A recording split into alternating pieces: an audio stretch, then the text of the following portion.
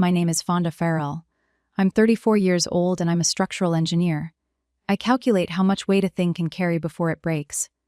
Last summer at my parents' 40th anniversary party, my mom stood in the living room I had been quietly paying for since I was 26 and announced to a room full of relatives that my brother had done more for this family than I ever could. She said it with one hand resting on a granite countertop I bought.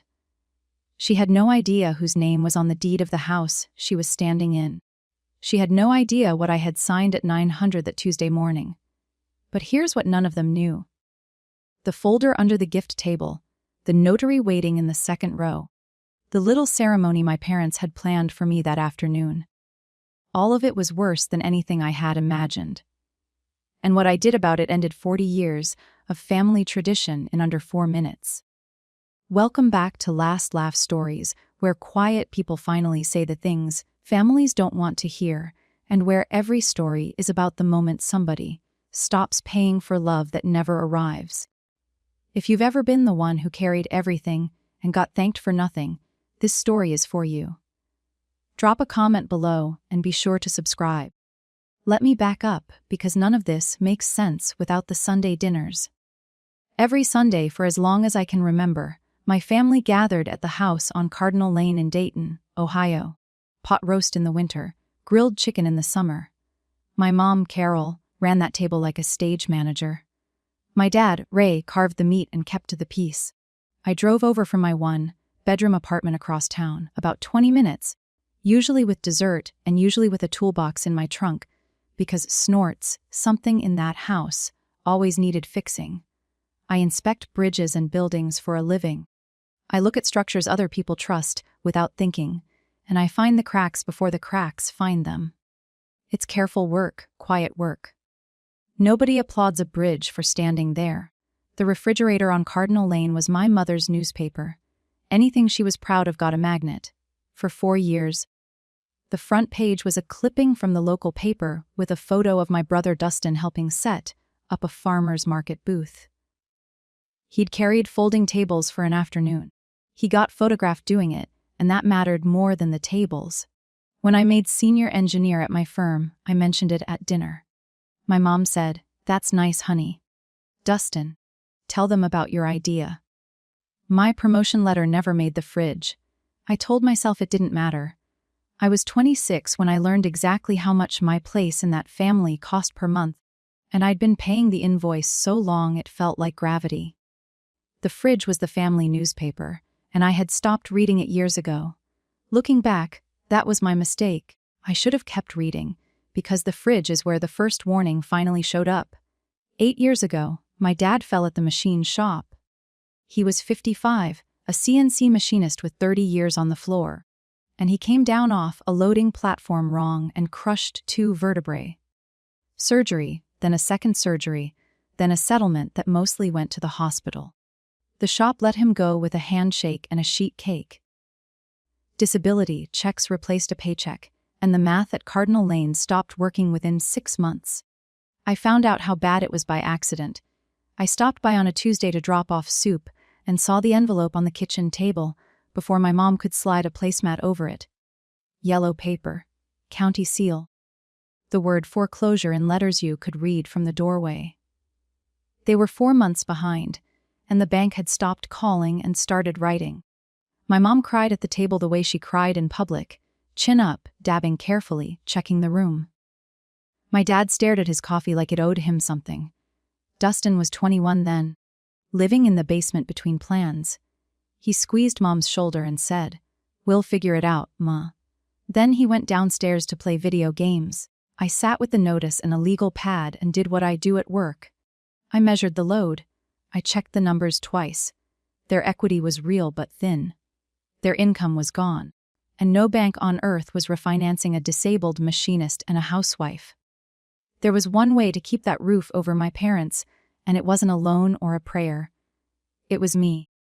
I drove back to my apartment that night, opened the savings account marked with my someday house, and stared at it until 200 in the morning. Saving the house would empty my future to do it. Here's what most people don't understand, and it matters for everything that came later. I didn't pay off my parents' mortgage. I bought the house. There's a canyon between those two sentences. A lawyer I consulted that month laid out plainly. If I just handed my parents money every month, I'd be pouring my savings into an asset I had no claim to. And one missed payment later, we'd all be back at the county's mercy. The clean way, the only sane way, was a sale. So, that's what we did.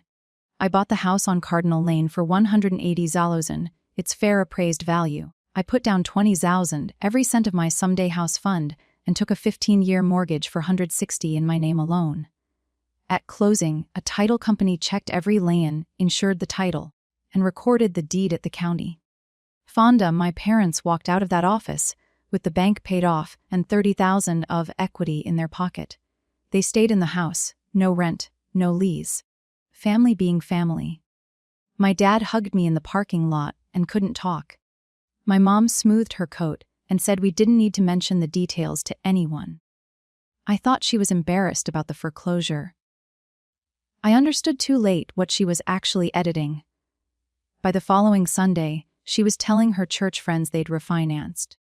By Christmas, the story was that they'd had a rough patch and gotten through it. The Farrell way, together. I stood in that kitchen holding a mortgage with my name on it and listened to myself disappear from my own rescue. The erasing started that first week. I just didn't know yet how far she'd take it. For 8 years, the arrangement ran like this. On the first of every month, $2,000 left my account for the mortgage because I wanted that loan gone early and I paid it like I was mad at it. Every year, about $5,000 more went to property taxes and insurance. When the roof aged out, I wrote the check. When the water heater quit on a Friday in January, I had a new one installed by Saturday noon. I kept renting my one-bedroom across town with its rattling baseboard heat because my down payment fund now had a family living in it, and the $30,000 my parents cleared at closing, within a year 25 of it went to Dustin's food truck. Gourmet grilled cheese. He named it after Mom. She told everyone at Stain. Bridget's her son was an entrepreneur. The truck lasted 14 months, died owing money, and the whole subject just evaporated. The way Dustin's failures always did, like breath off a mirror. Meanwhile, the family group chat had its own economy. Dustin shows up with 30 of pizza, that's a photo. Dustin drives Mom to a doctor's appointment, that's a paragraph with heart emojis. I replaced the furnace motor, wrote the tax check, patched the porch step, and none of it existed, because a wire transfer doesn't smile for the camera. I noticed something in those years that I couldn't unsee. Whenever money came up near my mother, she changed the channel. Fast, smooth, like a hand over a wound. At first I thought she felt guilty. Later I wondered if something else was going on. Something I didn't have a word for yet.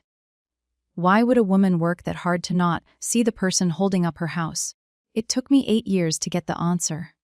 One person in that house saw me, and she paid rent nobody asked her for. My grandmother Ruth, my dad's mother, moved into the back bedroom the same year I bought the house. She was 78 then, small and sharp with opinions about everything from pie crust to the county commissioners. Officially, she was there so we could look after her.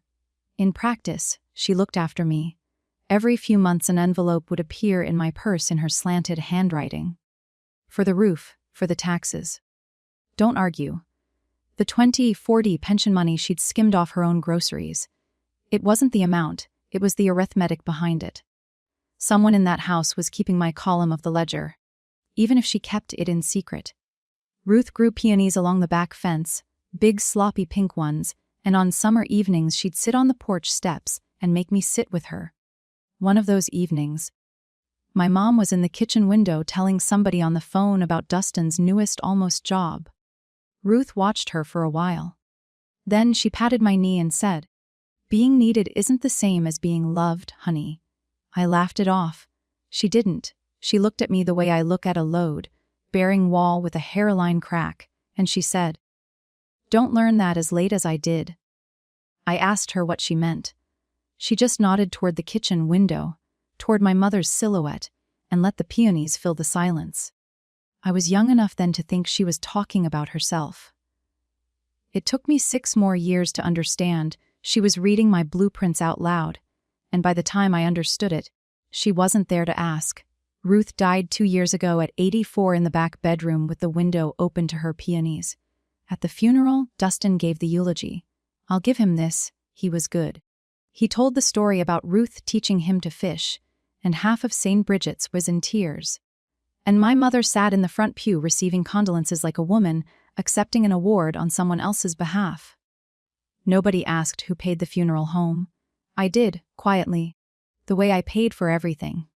And I'm not saying that to complain about 4th Thousand. I'm saying it because of what happened in the church basement afterward, over ham sandwiches.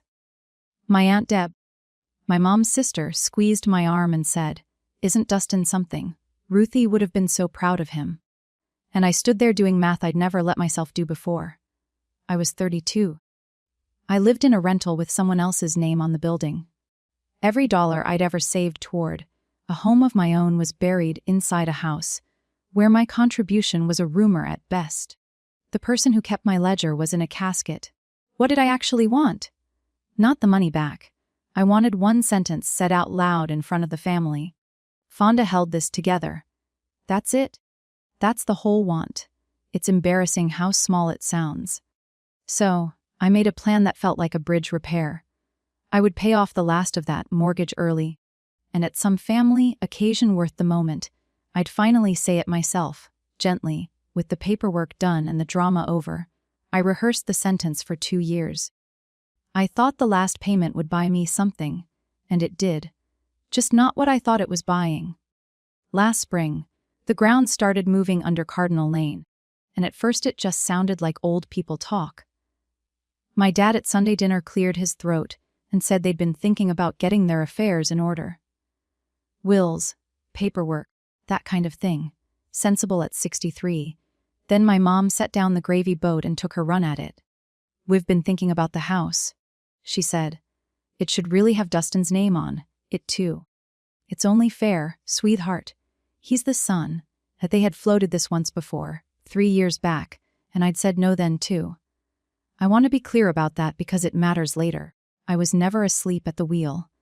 I kept every closing document, every tax receipt, every insurance statement in a fair-proof box in my apartment. When they first asked me to add Dustin to the deed, I told them, politely, that the deed wasn't a greeting card you sign, and the answer stayed no. So, this spring I said what I'd said before. The house is handled, Mom. Nobody needs to worry about it. Something crossed her face fast, like a shadow over a field. Then the sun snapped back on, and she was smiled too quickly and said the thing that should have made me run.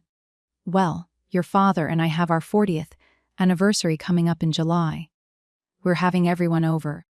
The whole family." She reached over and patted my hand, which she had not done in years. "And we have something special planned." My dad looked at his plate. Dustin toasted with his soda can. I drove my 20 minutes back across Dayton, telling myself it was a cake and her slideshow. Chwocher snorts tore. Her smile stayed with me the whole way home, sitting in the passenger seat like weather. In April, I made the final payment on the house on Cardinal Lane. 8 years of $2,000 a month, 7 years faster than the loan required, and then a number I'd been staring at since I was 26 finally raid 0. There was no ceremony, a confirmation screen, a reference number, and 3 weeks later the recorded lien release showed up in my apartment mailbox between a takeout menu and a dental reminder. The county's way of saying, paid in full. Owner. Fonda Ferraro. I sat on my kitchen floor and read the whole thing twice. My cat Rivet walked across it, which felt about right for the level of recognition I was used to. I ordered a pizza and ate it right there on the floor. And I let myself feel it for one night. It's done, you did it. An entire house, free and clear before 35. Meanwhile, my phone buzzed with the family group chat, which was celebrating something else. Dustin had a new venture. Selling fitness equipment online, ground floor, huge margins. My mom had typed a wall of praise with her signature 3 exclamation points. Nobody in that chat knew that 4 miles away their daughter had just finished carrying a 180 devaluation structure across an 8-year span. And honestly, that was fine, because June was coming. The anniversary party. The whole family in one room. I decided that would be the moment. Not a gotcha. A gift. I'd stand up with the lion release in an envelope tied with ribbon and say, "Mom, Dad, the house is paid off. It's safe forever. Happy anniversary." I rehearsed how I'd say it. I rehearsed the hug afterward. I never got the chance to use any of it. One Sunday in late May. 7 weeks before the party, the furnace on Cardinal Lane died with a sound like a dropped wrench. Nobody froze, but Ohio doesn't stay warm, and a house needs heat by fall. The technician quoted forth $800 for the replacement. I stood in the basement with him, took the estimate, and came upstairs to tell my parents I'd handle it before winter. My mom waved her hand like I'd brought up something faintly rude. "Not at the table, Fonda. Honestly. Always with the money," that's what she said, to the person replacing her furnace. Always with the money. I sat down and ate her pot roast and said nothing, which was a skill I had by then the way other people have a mortgage, built up over years, painfully, one payment at a time. 20 minutes later, Dustin arrived late, Kalong first, carrying 2 pizzas nobody needed since dinner was already on the table. 30 of pizza. My mother stood up. She actually stood, wiped her hands on her apron, and clapped. There he is. Look at him, thanking everybody. She took a photo of Dustin holding the boxes and sent it to the group chat while the pot roast went cold. My dad chuckled along, because the alternative was noticing things. I watched the whole scene like an inspector watches a stress test, and I remember thinking, with professional detachment, there it is. That's the whole system in one room. Cash flows in silence. Charm flows in applause.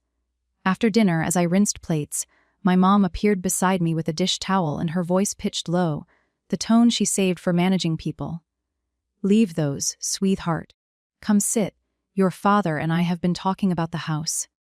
We sat at the kitchen table, just the two of us, under the light fixture I'd rewired 2 summers ago. She started soft. "The way you'd talk someone onto a ledge. The house," she said, "was the family's whole legacy. She and Dad weren't getting younger.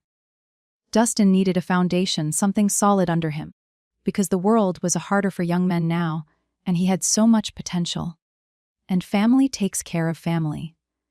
Every sentence was as a hand gently, pushing me toward a door I couldn't see yet. And maybe it was the furnace quote in my pocket, or the ribbon I'd already bought for the lien release, but for the first time in 8 years, I asked for the thing I actually wanted. I kept my voice level. "Mom, before we talk about Dustin's foundation, I need you to say one thing for me. Just once. Who kept this house all these years? Who kept it standing?" She looked at me, and I watched something harden behind her eyes, like water going to ice in real time. Maybe honesty felt like an ambush. Maybe the ledger was somewhere she could not afford to look, because of what else was written on it. She stood up, pressed both hands flat on the granite I'd paid for, and raised her voice for the benefit of the living room. "Your brother has done more for this family than you ever could." The refrigerator hummed. Somewhere in the den. My dad turned the television up. I looked at my mother, standing in a kitchen I owned down to the pipes, and I did not argue because engineers don't argue with a failed beam. "We document it," I said. "Okay, Mom. I'm sorry I asked." I picked up my keys, complimented the pot roast, and drove home. That was the night I stopped asking. And I want you to remember the exact shape of that sentence she chose, because in 8 weeks she was going to hear it again, word for word, from me. The next Sunday, for the first time in years, I didn't go to dinner. I didn't announce it or make a point of it. I just stayed home, and the machine noticed immediately. By 200, Aunt Deb called. "Your mother is beside herself, Fonda. She says you snapped at her over nothing. You know how she is. Just come to dinner." Before 400, my dad left a voicemail about the weather, a long ramble about rain moving in Tuesday, and then 5 seconds of silence at the end where a different sentence lived and died. He never managed to say it, whatever it was. By 600, the group chat posted photos of the table with my chair empty, and the caption, "Missing someone today." Here is the part I need you to understand, because it's the part I'm least proud of. At 6:30, I was sitting in my car in a grocery store parking lot, and I paid the water bill for Cardinal Lane from my phone. Autopay had flagged the card. It took 2 minutes to fix. The woman they'd erased, sitting in a Kroger parking lot, quietly making sure their showers ran hot.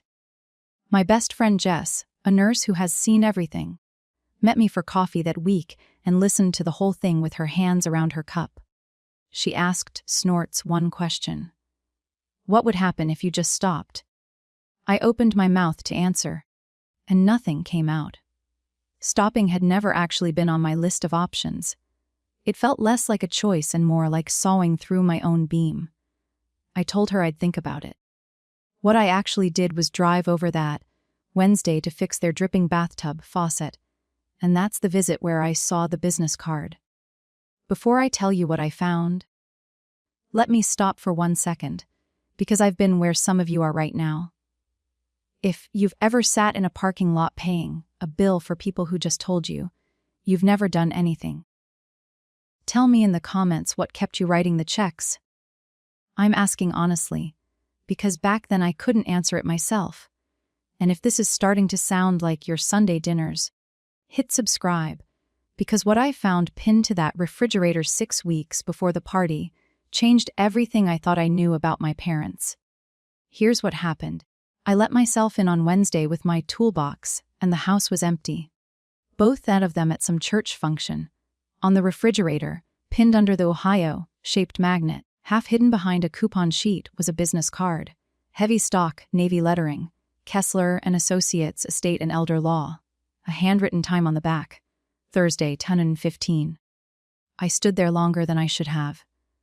My parents lived on my dad's disability check and would not spend $40 on a plumber, which is why my number was the one they called. Estate lawyers bill hundreds an hour.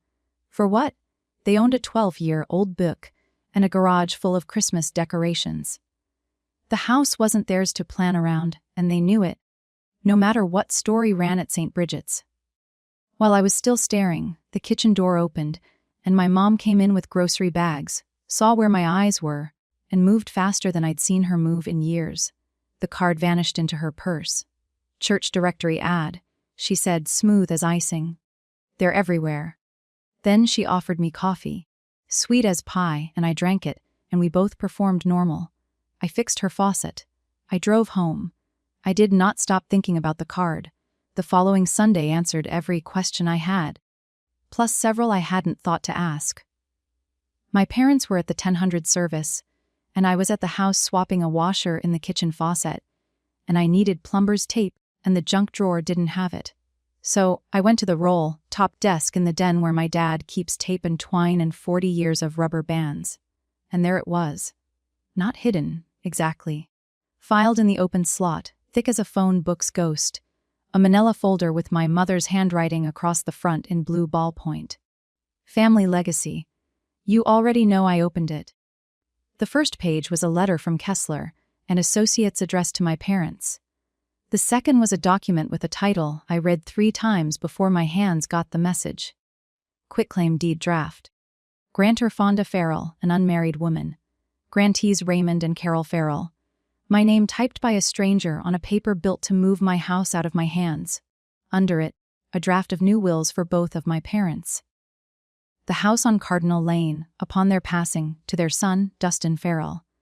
Not one mention of me in any clause of any page, except on the line where I was supposed to sign myself away. I stood in the den hearing my own pulse. And then, I found the sticky note. Yellow square, stuck to the inside cover in my mother's hand. 4 lines that turn my spine to rebar. Anniversary, after the toast. She won't say no in front of everyone. I looked out the den window at Ruth's peonies coming into bloom along the back fence. And I understood, fully and finally, what the something special was. The party wasn't a party. It was a closing. And I was the asset. I want to tell you I threw the folder across the room. I didn't. I sat down in my dad's desk chair and read every page like a site report, because the details were about to matter enormously. The lawyer's letter was careful. The way lawyers are careful, but the shape of the plan was all there. Step 1. Present the quitclaim deed at a family gathering, framed as legacy planning. Signature to be notarized on site. A notary was already arranged. I recognized the name Sandra from my mother's parish council who stamps documents at the credit union. Step 2, if I declined, was sketched in a paragraph that made my skin crawl. The letter noted the family could explore a claim that I'd purchased the home as an arrangement for my parents' benefit, that such claims were, quote, difficult and fact-dependent, but that litigation pressure often brings family members to the table. Translation, in plain English. The case was weak and the plan was to use the cost and the shame of it as a crowbar. There was an invoice, too. A retainer had been paid $1,500 in March. I sat there doing the ugly arithmetic. People who couldn't cover a furnace had found money to lawyer up against their own daughter. I laid each page flat on the desk and photographed it with my phone, front and back, in order. Then I put everything back exactly as I found it, squared the folder to the slot, and wiped my fingerprint off the brass drawer pull with my sleeve, feeling like a burglar in a house I owned. I was sliding the desk closed when gravel popped in the driveway. Both car doors, my mother's church heels on the porch steps. I picked up the plumber's tape and walked back to the kitchen sink, and my voice when I called out hello sounded almost completely normal. Monday morning, I took a personal day and sat in the office of Alan Boyd. A real estate attorney a colleague at my firm swears by, a gray-haired man with reading glasses and the bedside manner of a good surgeon. He went through my fireproof box page by page. The purchase agreement from 8 years ago, the settlement statement, the recorded deed, the lien release. And then he read my phone photos of the family legacy folder without one visible flicker of surprise, which told me how often he sees families do this to each other. His verdict came in clean sentences. The house was mine sole and entire, bought at fair market value through a title company, and no court Ohio was going to unring that bell. My parents, having no lease and paying no rent, were tenants at will. State law required 30 days written notice, and he advised giving 60, both for decency and for how it would look if things got ugly. As for the resulting trust theory in Kessler's letter, he called it a nuisance claim, long odds. But he tapped the desk when he said the next part. If they filed it before any sale, they could record a lis pendens, a flag on the title that would freeze the property in place for months, maybe a year, while the courts shuffled paper. Then he slid one photo back across the desk to me and pointed at the bottom of the retainer letter, at the signature block I hadn't enlarged. 2 signatures. My mother's looping hand, and under it, small and cramped and unmistakable Raymond Farrell, my dad, the man with the weather voicemails, and the 5 seconds of silence. Alan took off his glasses. Whatever you're going to do, he said, do it before they file anything. I want to show you one more scene before I tell you what I decided, because without it, my mother is just a cartoon, and the truth is worse than a cartoon. That Thursday was Aunt Deb's birthday, dinner at her condo, and I went because not going would have set off alarms I couldn't afford yet. After the cake, the sisters got to reminiscing, and somebody mentioned Ruth, and my mother started talking in a voice I almost didn't recognize, low and flat, with no performance in it at all.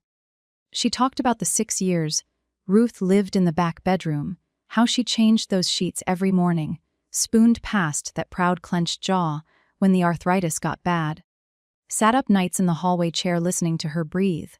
6 years. And then she said to her sister, not to me, you know what I got for it. Not one thank you, not one. Her whole face lit up for the grandkids, and I was the help. She folded her napkin into smaller and smaller squares. Well, daughters do, sunshine. That's how it was in my day, too. Deb laughed and changed the subject, but I sat there with my dessert fork in the air watching my mother, and for about 5 seconds, I saw the whole machine with the panel off. Somebody had erased her once, too. She'd served an invisible 6-year shift in that house, got nothing, and drawn the only conclusion the arrangement allowed. Love doesn't flow to the one who does the work. So, make sure your son is never the one doing it.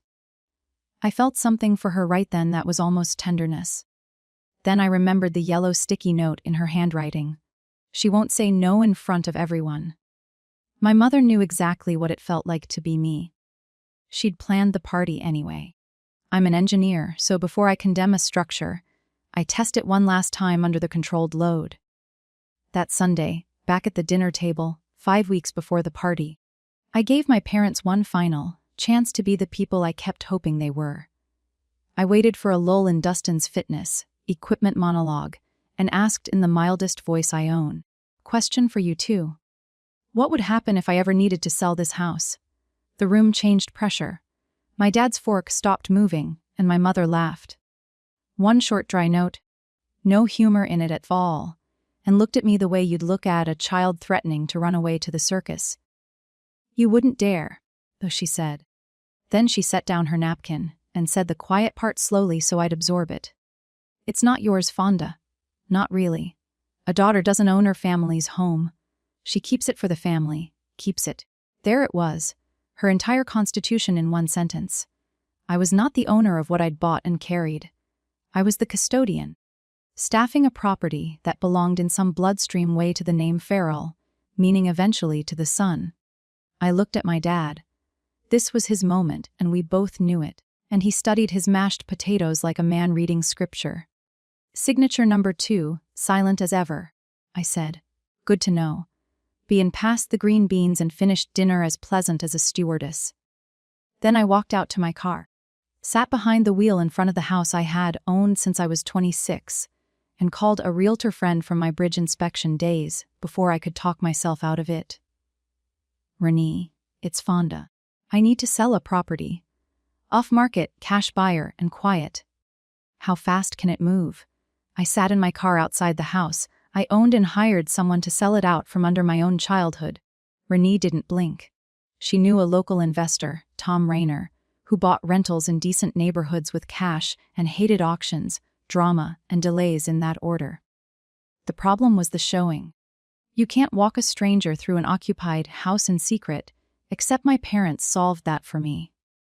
The following weekend, they left for their church's two-day retreat in Hocking Hills, the same one they attend every June. Saturday morning, I let Tom Reiner and Renee in the front door of Cardinal Lane with my key. It's a strange thing giving a tour of your own childhood. Here's the kitchen. New furnace quotes on the counter. Here's the den. Mind the desk. Here's the hallway where my height is penciled on the door frame, age 6 through 13. Tom Rayner measured and photographed and made investor noises, and I walked behind him fighting a war nobody could see, because the house fought back. It fought me with the smell of Ruth's lavender, still living in the back bedroom, with her peonies blowing around outside the window, with 34 years of Christmases, stacked in every corner. Twice I almost called it off. Twice I stood in that back bedroom hearing, "Don't learn it as late as I did." And twice I took out my phone and looked at one photograph, a yellow sticky note in my mother's handwriting. "She won't say no in front of everyone." That note was load data. You don't argue with load data. In the kitchen, Tom Rayner clicked his pen and gave me a number. The 285,000 cash as is 3-week close. Then he looked around the room once more and said the thing that almost broke me. "Solid house. Somebody's been taking real good care of it." I said yes to the number. And then I did something that confused everyone at the table except me. I attached conditions, and every one of them protected the people who were about to call me a monster. I required a written agreement that the current occupants could stay 60 days after closing, rent-free. Double what Ohio law demanded of me. I booked and prepaid a moving company for a date inside that window, and I put a deposit plus first month's rent on a clean 2-bedroom apartment in Huber Heights, 10 minutes from Dustin's place. Ground floor, no stairs for my dad's back, and left the paperwork transferable to their names the moment they signed. Jess met me for coffee while the purchase agreement sat unsigned in my bag, and she stirred her cup and asked the fair question. "You're paying their deposit. After what they tried to pull." I thought about it, and the answer came out solid. I'm not doing it for them. I'm doing it so that for the rest of my life, I never have to wonder who I was when it counted. That was the whole architecture of the thing, and I needed it to hold because the difference between what I was doing And what they had planned for me came down to exactly this. They wanted to strip me in secret and call it family. I was going to tell them the truth in daylight and hand them a soft landing on the way out. Nobody would see the difference at the party. I'd know. That night I spread the purchase agreement on my kitchen table, and rivets supervised from the counter, and my pen stopped over the signature line for 2 full seconds. One breath. Ruth's voice. I signed, 21 days to closing, and the anniversary party waiting 4 days past the finish line like a nail sticking out of a stair. Escrow is mostly waiting. And waiting is where secrets go to die, and mine almost died on a Tuesday night 12 days in.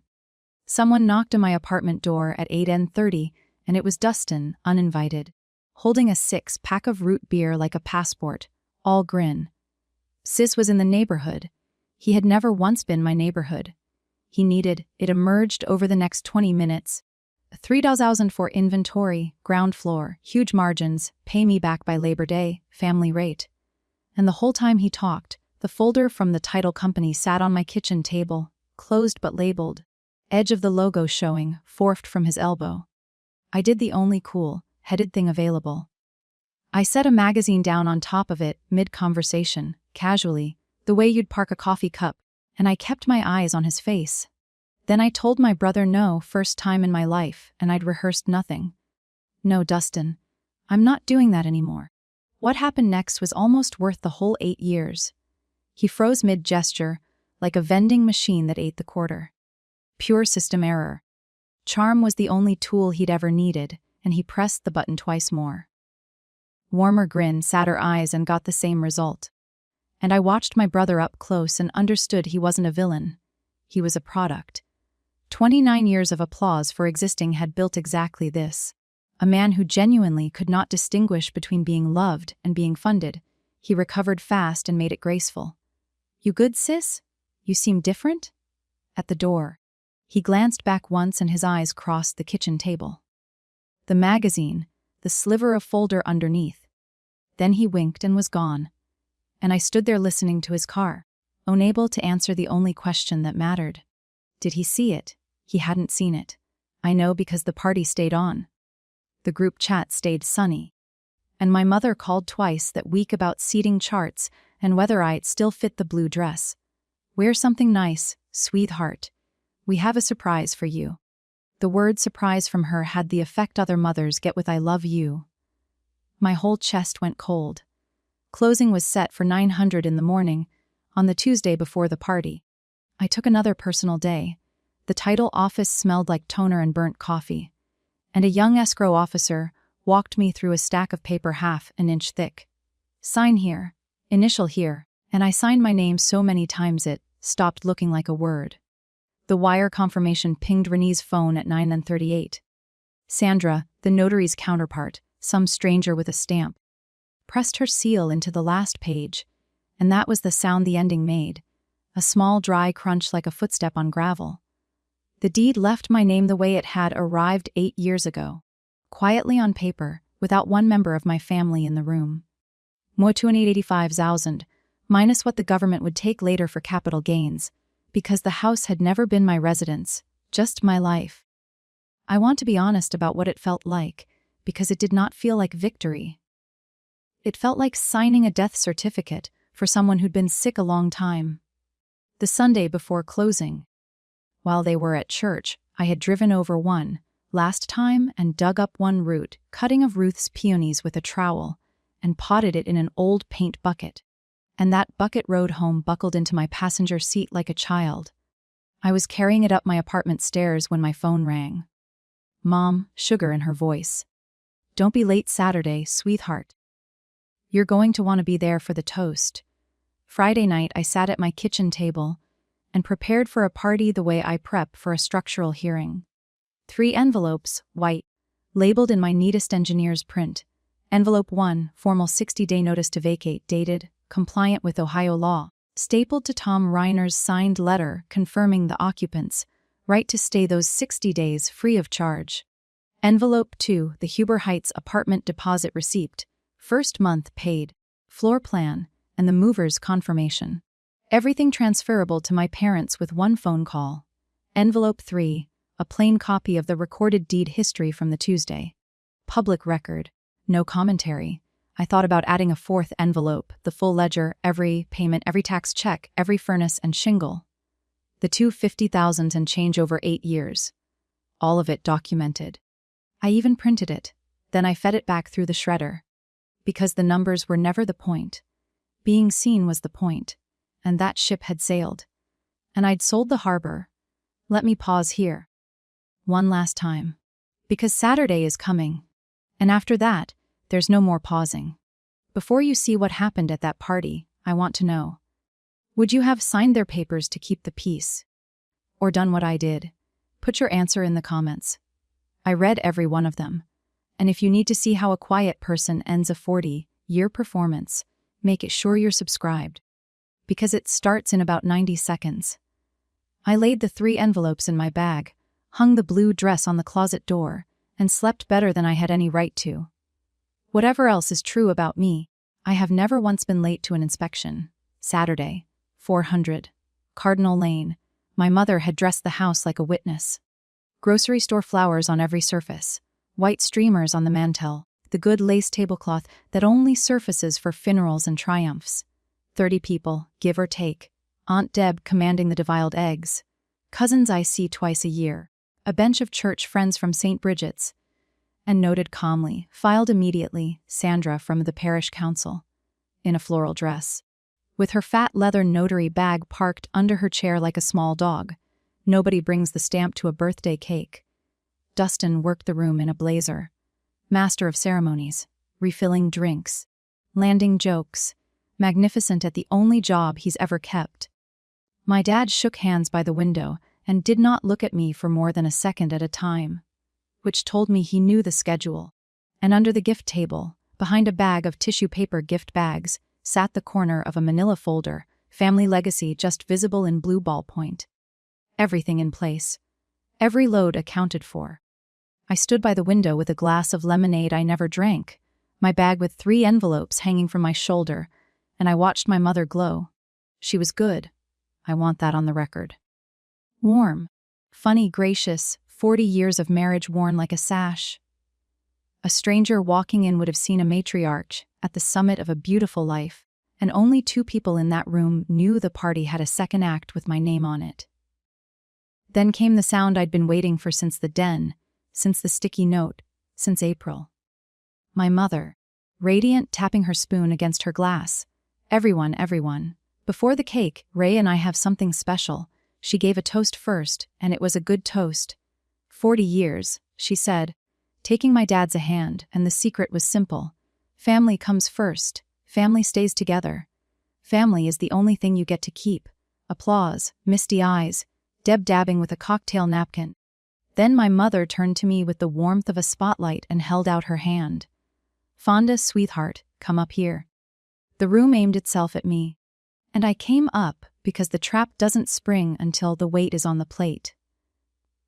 And I had decided days ago that I would be standing on it in good shoes when it did.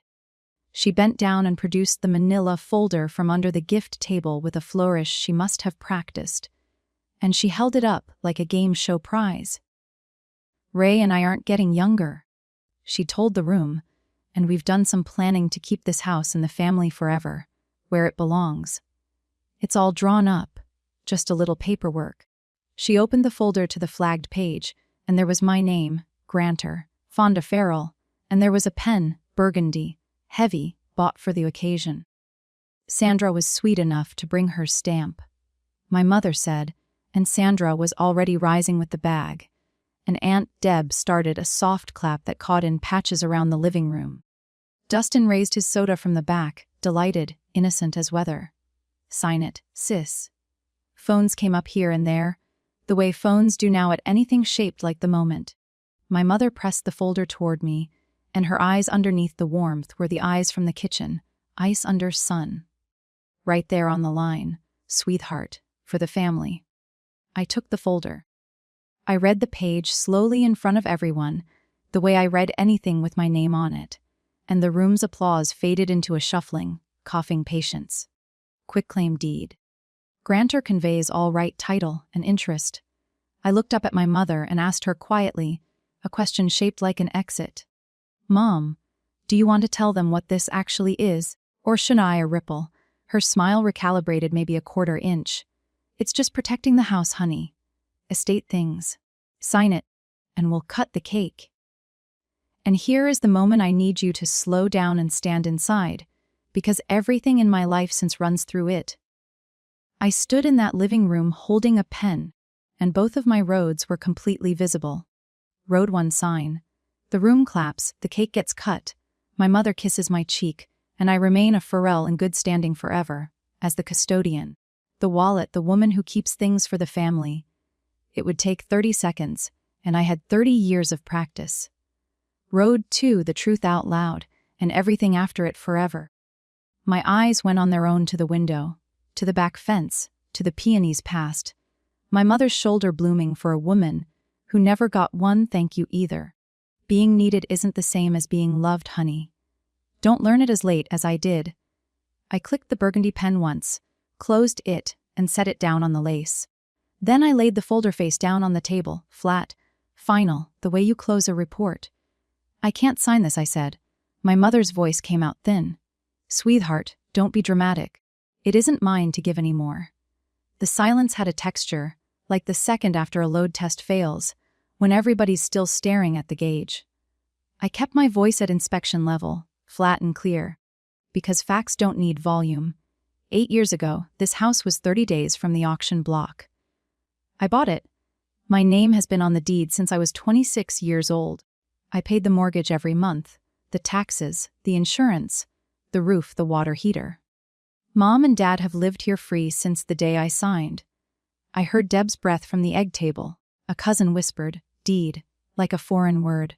My mother's face was doing something geological, and on Tuesday morning, I said, "I sold it. It closed at 900. This house belongs to a man named Tom Rayner now." And then I opened my bag and laid the 3 envelopes on the lace tablecloth. 1, 2, 3, next to the uncut anniversary cake. 60 days notice with 60 days free, an apartment in Huber Heights, deposit paid, 10 minutes from Dustin, and a copy of the deed record in case anyone would rather check the county than take my word. Nobody moved. Then my mother detonated.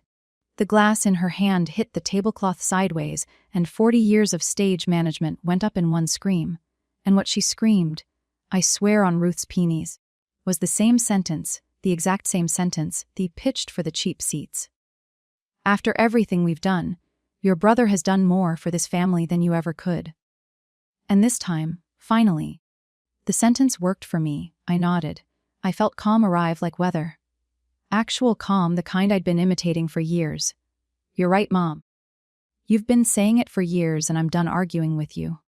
I picked up my bag, stepped past her, and kissed the top of my father's head. And he let me, frozen between his 2 signatures.